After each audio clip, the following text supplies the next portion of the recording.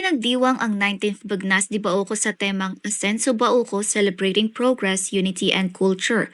Kalakip ang iba't ibang aktibidad na idinaos mula ika-13 hanggang ika-15 ng Marso sa Evacuation Center, Poblasyon, Bauco Mountain Province.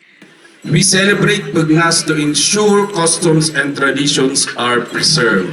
This is a very good tradition because during this time, we offer our thanksgiving, as I said, to one being. Dumalo ang daan-daang masa sa evacuation center para panoorin ang samot-saring school performances kung saan nagtagisa ng galing sa pagsasayaw ang mga kalahok mula sa iba't ibang paaralan ng munisipalidad na naganap noong ika-14 ng Marso.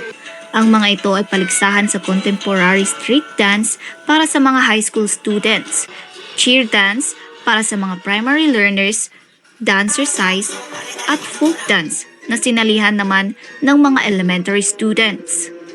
May parada din sila ng iba't ibang klase ng tricycle floats na may kamangha-manghang mga disenyo at nakadisplay na mga gulay, prutas at iba pa na simbolo ng pag-unlad ng kanilang munisipalidad.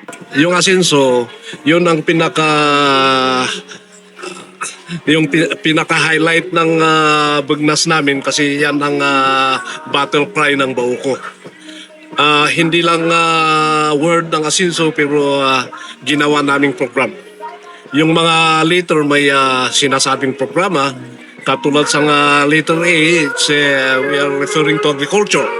In the other following, may tinutumbok na programa. Kabilang ang agro-industrial fair kung saan ibinida ng mga local farmers ang kanilang mga produkto. Ang 22 barangay ng munisipalidad ay nahati sa 9 na clusters.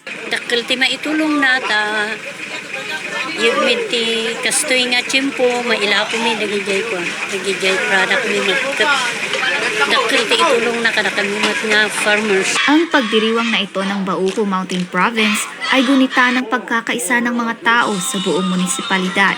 Laika Kapsula para sa Herald Express Balita.